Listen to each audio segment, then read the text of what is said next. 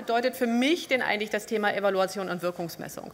Und was sind eigentlich die Voraussetzungen, damit Wirkungsmessung funktioniert? Meine Sichtweise ist tatsächlich halt eben, ich gehe eigentlich nie, und ich streiche das eigentlich, ich gehe nie auf die Evaluation von künstlerischer Qualität, sondern eher immer um das Erlebnis für die BesucherInnen, für die TeilnehmerInnen, wie auch immer sozusagen, in welche Richtung das Ganze eben geht. Und da geht es mir immer darum, zu schauen, was bewirken wir eigentlich bei den Menschen, die bei uns sind. Sei das ein Konzerterlebnis oder ein Seminar oder ein Vermittlungsprojekt oder was auch immer. Und dementsprechend komme ich eigentlich dazu, dass es bestimmte Annahmen, Voraussetzungen geben muss bei den MusikvermittlerInnen, bei denjenigen, die Seminare gestalten oder Ähnliches. Und wenn diese Voraussetzungen, diese Annahmen am Anfang nicht da sind, dann ist meines Erachtens nach eine Wirkungsmessung eigentlich schon fast fehl am Platze. Weil wenn wir das nicht quasi bei uns drin haben, dann wird es eben sehr schwer und wir gehen vielleicht auf eine klassische Evaluation, die rein quantitativ sich die Dinge anschaut. Das ist ja etwas, was wir eigentlich aufbrechen möchten und eher ins Qualitative gehen. Also die 3 Punkte sind eigentlich, wir müssen ein klares Bild davon haben, was wir eigentlich erreichen wollen. Oder wenn wir noch kein klares Bild haben, weil es ganz oft der Fall ist, dann müssen wir versuchen, uns anzunähern und ein klares Bild herauszufinden. Also nicht nur das künstlerische Programmieren, was wir im Gespräch eben auch hatten, sondern eben auch wirklich diese Frage, was wollen wir denn, was bei den BesucherInnen, Teilnehmenden passiert? Das kann Wissensvermehrung sein, die sollen ein bisschen mehr über XY wissen. Das kann eben dieses positive Element des Wellbeing sein. Wir möchten gerne, dass es den Besuchenden wirklich gut geht danach. Es kann aber auch sein, dass wir möchten, dass sich das Verhalten vielleicht verändert, im Sinne von öfter mal in Kultureinrichtungen gehen, aller Art, oder aber auch ein Interesse zu entwickeln, öfter mal die KI zu befragen, was denn der Künstler oder der Komponist oder wie auch immer sozusagen wollte. Also kann quasi alles das sein. Und darüber müssten wir eben uns verständigen und ein klares Bild haben, was wir eigentlich erreichen möchten. Wir als Wissenschaftlerin, also ich als Wissenschaftlerin und Beraterin, Sie als Musikvermittlerin müssen auch als Voraussetzung quasi drin haben, dass Sie sagen, wir möchten eigentlich auch gerne wissen, wie wir eigentlich unsere Besuchenden beeinflussen. Das wäre so der 2. Punkt. Und der 3., und das ist für mich fast immer der wichtigste, wir als Institution oder Sie als Institution, als VermittlerInnen müssen gewillt sein, auch immer wieder weiter zu lernen, sich weiter zu verändern, sich weiter zu bewegen. Denn das ist letztendlich Wirkungsmessung, ist ein Kreislauf, nicht wie bei der klassischen Evaluation, wo wir summativ am Ende eines Projektes gucken, was ist eigentlich alles passiert, sondern die Wirkungsmessung geht einfach noch weiter, indem wir uns immer auch als Institutionen, als VermittlerInnen, als OrganisatorInnen weiterentwickeln müssen, weiter anpassen müssen an das, was eben auch passiert bei den Besuchenden. Dementsprechend, was brauchen wir eigentlich? Wir brauchen ganz klare Annahmen oder Ziele,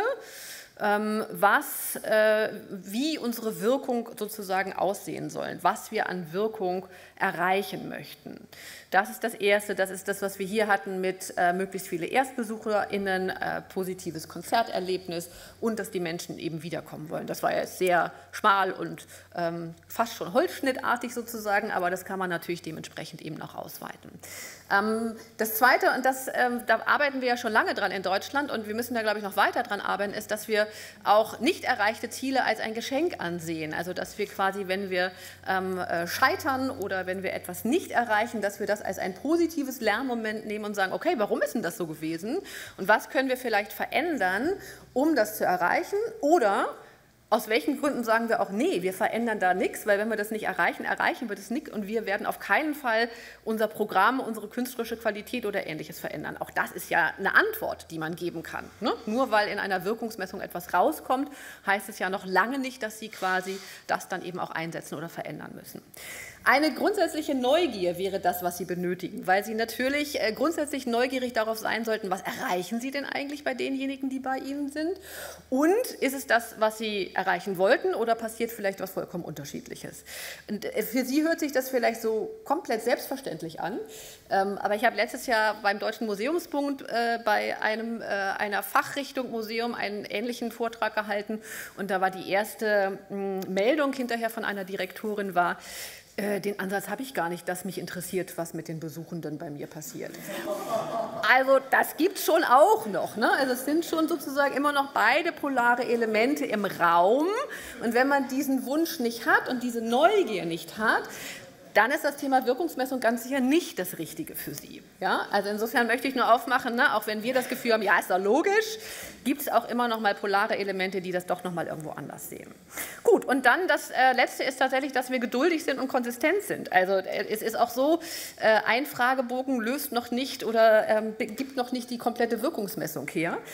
Dementsprechend müssen wir da dranbleiben, müssen sozusagen kontinuierlich auch solche Vorher-Nachher-Befragungen machen, über eine Spielzeit, über 2 Spielzeiten, um auch zu gucken, quasi, wie verändern sich die Dinge. Auch das eben, ne, wenn wir einmal ein klassisches Streichquartett hätten und das zweite Mal eben ein Percussion-Quartett wie gestern, wie sind da die Antworten auch vielleicht unterschiedlich?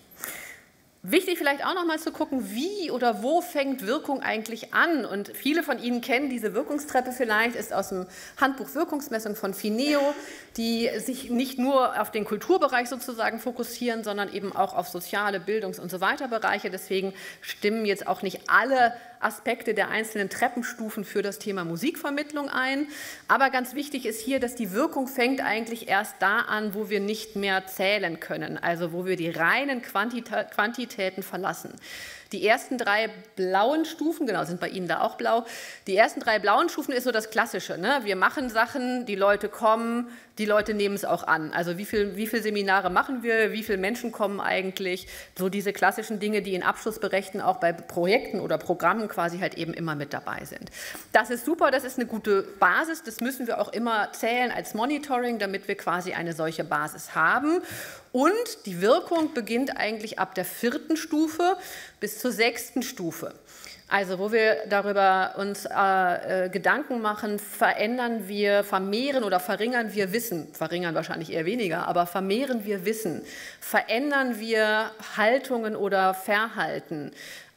Und dann geht es letzten Endes halt eben auch nochmal bei 6, das ist jetzt in unserem Musikvermittlerinnenbereich, in Ihrem Bereich vielleicht nicht ganz so, dass sich quasi die Lebensbedingungen verändern, das wäre jetzt schon sehr groß gedacht, aber wenn wir aus dem sozialen Kontext kommen, dann kann es natürlich da halt eben auch sein. Für uns in der Kultur würde ich bei 6 schon sagen, verändert sich unser Verhalten, was unser Musikrezipieren anbelangt oder unser Kulturrezipieren anbelangt. Damit ändert sich letzten Endes das Leben ja auch ein bisschen.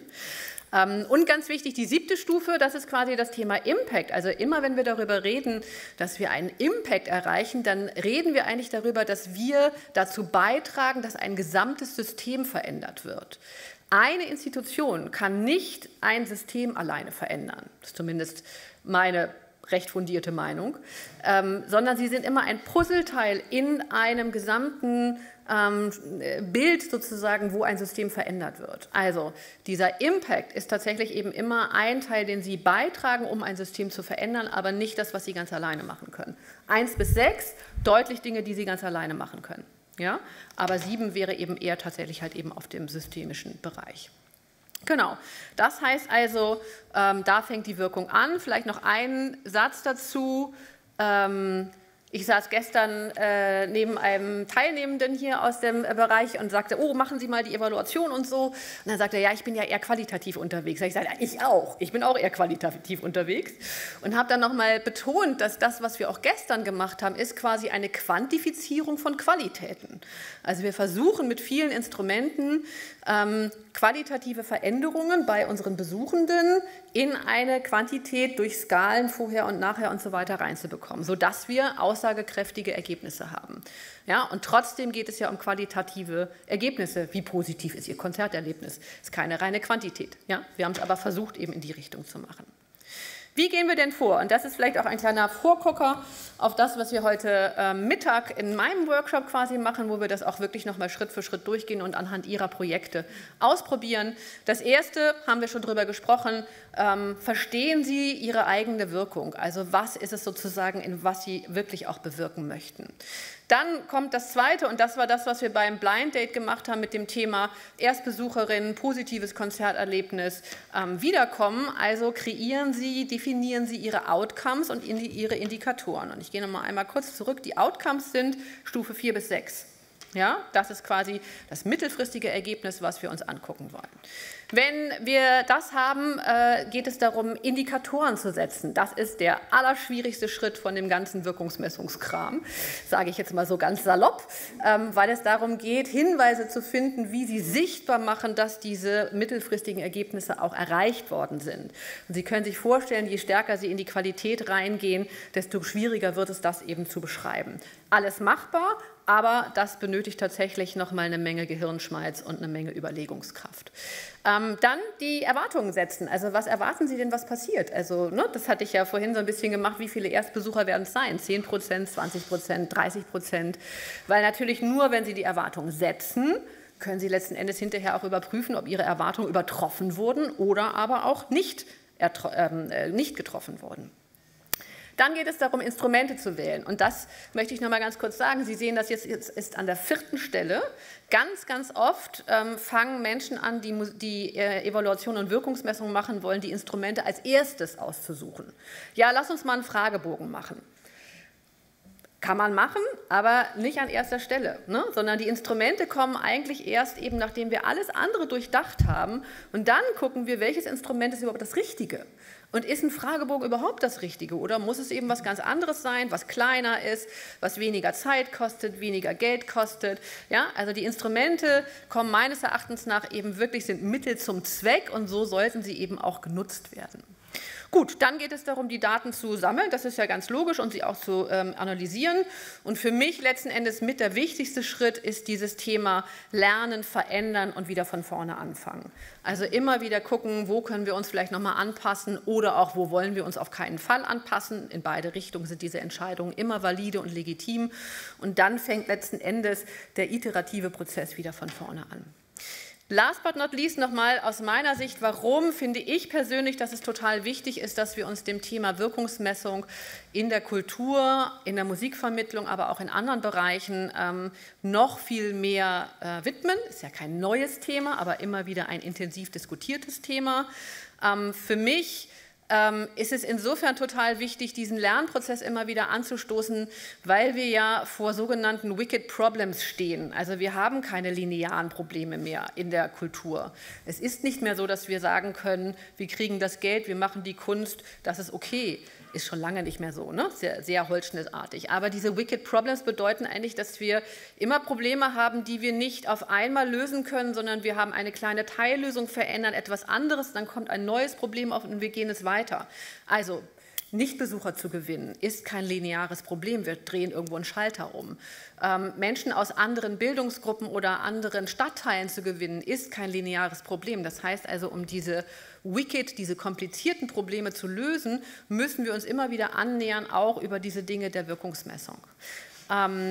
Wir können Veränderung und Wirkung nicht 1:1 zählen. Nur weil 50 Leute im Raum sind, heißt das noch lange nicht, dass die mit einer bestimmten Wirkung rausgehen. Nur weil 2 Leute drin sind, heißt es das nicht. Das heißt, wir müssen es umschreiben und wir müssen Möglichkeiten finden, wie wir diese Veränderung sozusagen auch sichtbar machen können. Wir müssen meines Erachtens nach ganz stark in einer iterativen Weise arbeiten. Also ich mache diese Handbewegung, weil es letzten Endes eben immer wieder weiter vorschreitet. Ne, dieses am Ende eines Projektes eine Evaluation machen, reicht meines Erachtens nach nicht mehr aus.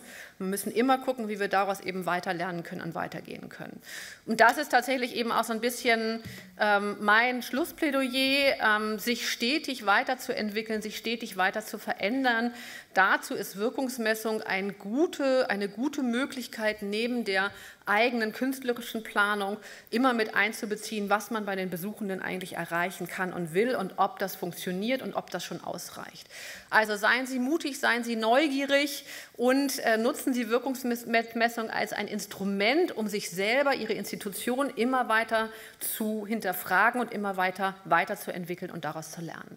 Vielen Dank.